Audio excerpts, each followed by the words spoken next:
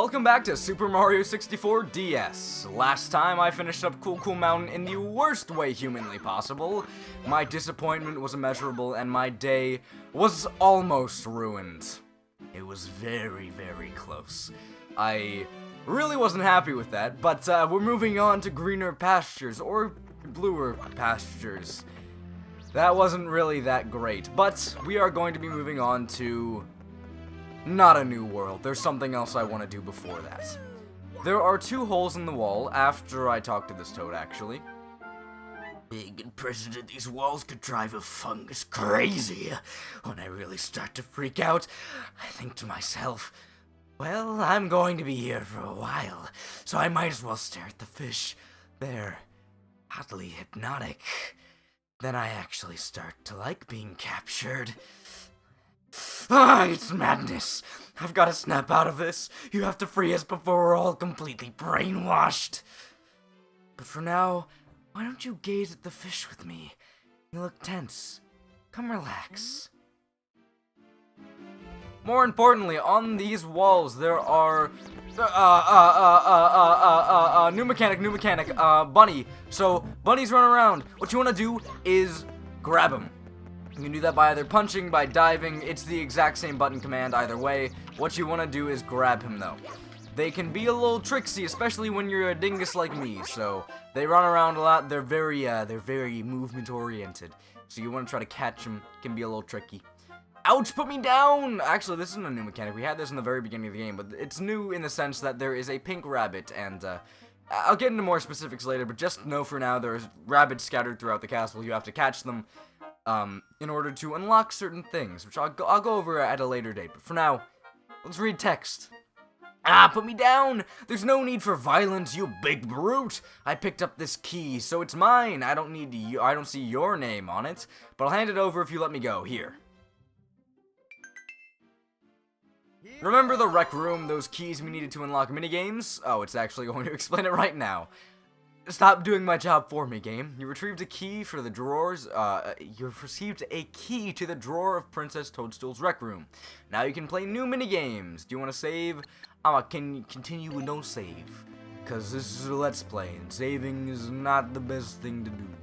So anyway, more importantly, a sign. I'm getting interrupted by everything in the world because I want to show off everything. God, okay, activate the question mark switch in the castle's mystical rainbow tower to make all the question mark blocks solid. Break the question mark blocks to get special items like power flowers. These bewitching blossoms strengthen each character in different ways. Depending on their dispositions, characters can float, turn into metal disappear. Okay, yeah, no spoils. None of them just yet. But more importantly, finally getting on to the point. You can stare into the... Okay, I'm not actually gonna try to drag this out any longer. There are holes in the walls. There are two of them. One of them gives you a 1-up when you step into it. The other one leads us to a castle secret star. We are 100% underwater. I haven't actually gone over the underwater mechanics just yet, so I might as well do that while I'm here. While you're underwater, your power, aka health meter, will slowly drain. If you grab coins, you will refill your power meter, aka your air, and that makes no sense, but whatever, it works. So, in this area, we are completely submerged. There's no air anywhere. But if there was air, I could go to the top, and if I surfaced, I would actually regain all of my air, and, consequently, all of my health. So in this game, and this does not return in other games by the way, if you go to the top of water, you will actually regain all of the health that you have lost. So if you're getting clapped a little bit, hop into water, swim to the very top, and you will actually regain all of your health. So water is kind of a godsend in this game. It's really, really nice actually. Moving on to the actual swimming controls themselves, you can move in 360 degrees, all over the place, up, down, and all around, obviously. You spam the B button or the jump button to swim. You can also hold the B button, which will make you do a little kick, but that's not super helpful a lot of the time. Maybe for making small adjustments, but not for actually getting anywhere fast. This is about as fast as you can go. There are other things we can do with water later, but for now, that's it. We collected all 8 red coins. They're all in very obvious spots. It's a really easy castle secret star, and it's actually pretty fun. There's also a unique Stargate animation for being underwater. So I actually really, really like that. Something to note, the bunnies actually still do, or the rabbits, I don't know, bunnies, rabbits, whatever you want to call them. They do actually run around after you get them. So something I'm going to do very, very quickly is put everything to the side and grab a notebook, because I have some notebooks next to me for a reason. Ugh. I actually forgot they were going to be doing this, so what I'm going to be doing is taking notes of exactly where I found bunnies, and I am going to pretty much keep track of them that way. You can do it this way, I mean, whatever floats your boat, man. But, I'm going to say Dire Docks.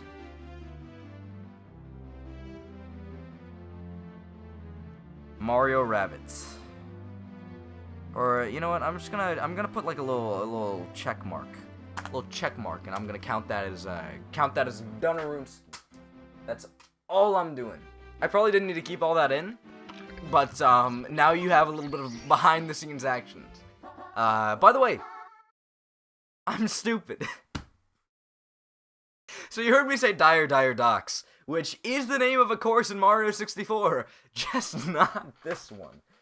I always mix this up, because there are a few different water levels in this game, but this one's not Dire Docks, we're gonna get to that later. This one is Jolly Roger Bay. I always forget the name of this one. I'm real smart. I'm real super duper smart, trust me. I'm not being a dingus at all. Plunder the sunken ship. Plundering the sunken ship, I can speak. Oh my god, so many signs. Alright.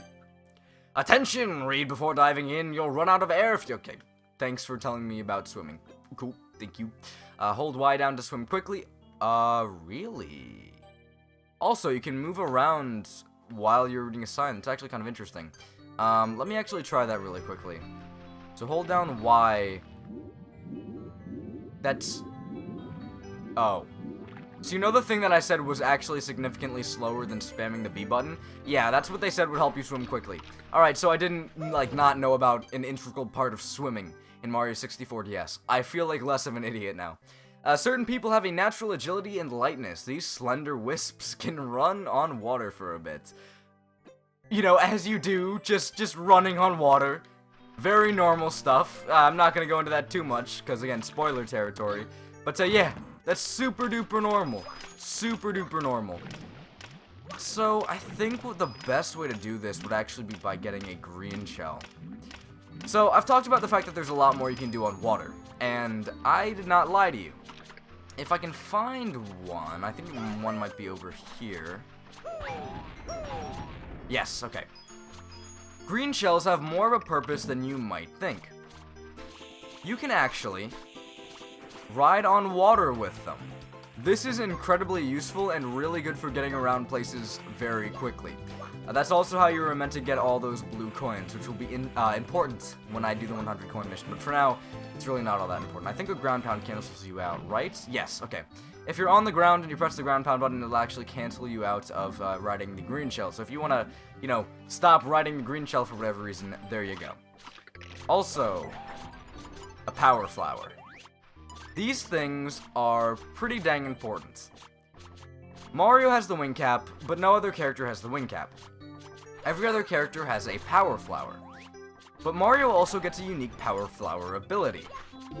He becomes P Mario from Mario World. With the power flower, Mario can float like a balloon. In standard mode, press B repeatedly to make Mario float up, and crouch to land. Change the direction with the D-pad, try it out. So again, it is similar to the P mushroom, or the P power-up in Super Mario World. You become fat, you float a lot, and you just keep spamming B to go higher and higher and higher. You can cancel out of it by ground pounding, and yeah, that's pretty much it. It's a pretty simple power-up, but it can break certain levels in half, and we will see those a little bit later. More importantly, let's actually get somewhere, huh? I've been kind of screwing around for a little while, and I don't want to make that the entire episode.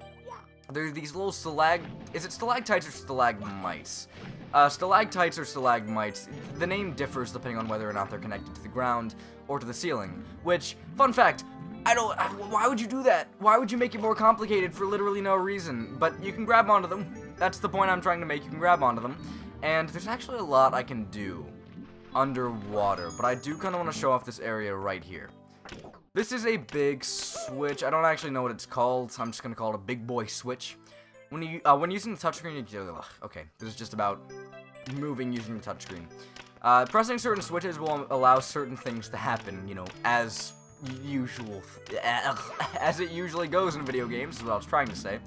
That switch right there makes blocks appear to help you get through that a little bit easier. It makes it so you don't have to platform. More importantly, underwater, there is a sunken ship.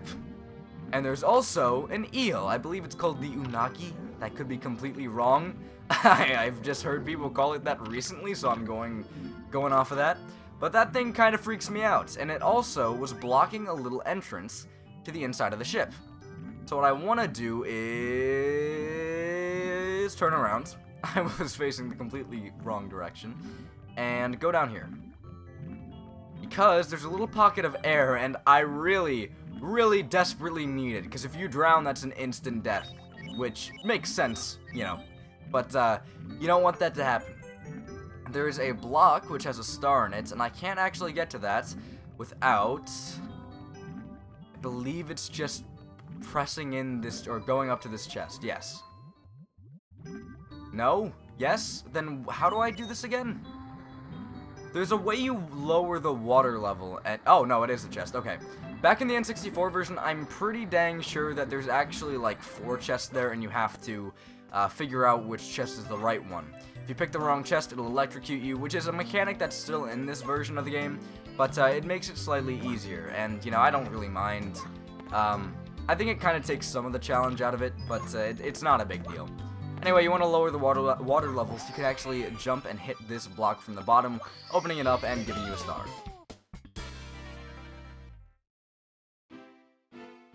And that's star 1 of... I almost said Jolly Roger... Wait, it is Jolly Roger Bay. Oh, I'm gonna get it right one of these days. That was star 1 of Jolly Roger Bay. Ugh. You've recovered 30 power stars. Now you can open the door with a big star on it. Before you move on, let's just check some things. Did you rescue poor frightened Lu... This is all spoilers. Right now the game is a... Okay, here's what I love about this, actually. The game actually tells you these things based on star count. So, right now, I have 30 stars, and the game expects you to have 30 stars when you're on floor 2, or the basement. I'm not at the basement, clearly. I'm still on the first floor of the castle. So, the game is thinking that I've seen a lot of things that I haven't yet. So I think that's kind of funny. Basing it off of stars, it makes sense, but it certainly does some weird things to continuity. Can the eel come out to play? We are dealing with the eel again. So, should I use the... I think I might actually end up using the green... Well, I think I'm actually going to do this. I'm going to explore under the water. Because there's at least one thing that I haven't talked about that's under the water. Right here. Another green shell. Mamma mia! But the main point I'm trying to make is that there are clams. They open up and close after a certain amount of time. They will do damage to you if you are in them and they close on you. So keep that in mind. Try not to get clamped by a clam. Also, something else to note. The ship, it's at the top now. That's going to be good for red coin missions later, but we're not going after red coins, are we? There's also a big hole that I haven't explored over there. We'll get to that at a later date. But more importantly, the eel has now moved over to a different spot. What you want to do is go up to it, make it a little mad for whatever reason, and force it to come out, because it has a star at the end of its tail. You grab that, and that's the end. Pretty simple star. Sometimes that can take a little bit longer, because I'm not the greatest at swimming. So, it can be a little difficult sometimes, because I'm just bad at the game. But that was pretty easy. Pretty simple. And I think I might actually do one more star. One more. I kind of dragged my feet this episode, so I can do one more. But, I could have done a lot more if I wasn't getting distracted every 5 seconds. And, you know, not cutting out the part of me writing down the bunny I found. Anyway, more importantly, treasure in the ocean cave. So we talked about the ocean cave, or the little area that I've been kind of avoiding, which is just a big hole in the bottom left. And you can also see it on the map, by the way. Something I actually am going to be perfectly honest about, the map, while being perfectly fine, and while I do enjoy it, and while I like it I really do like having it, because it makes certain things a lot easier.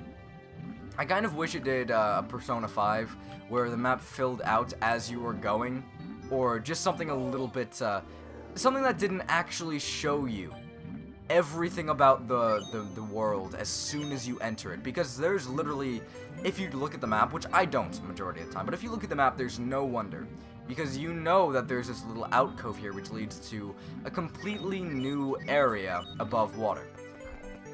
It's not interesting at that point, because you're like, I knew this was going to be here, so I just don't feel much while finding it. Anyway, moving on from my whole map kind of whining session. Map whining session is what I'm going to call it. There are a few things in this area. One I completely ignored. There were pillars that were falling down. They're really easy to avoid. As you saw, I just avoided them without even trying. There's also these 4 treasure chests. I'm actually going to mess this up on purpose. As you can see, picking the wrong treasure chest electrocutes you, but what you want to do is pick all 4 of these treasure chests or open them up in the correct order. I've played this game enough to the point where I just memorized the correct order. There we go. And we get a star for it.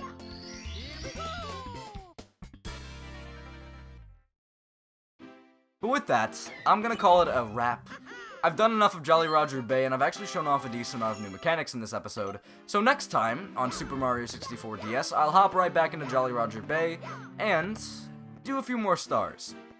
But again, that's for next time. Until then.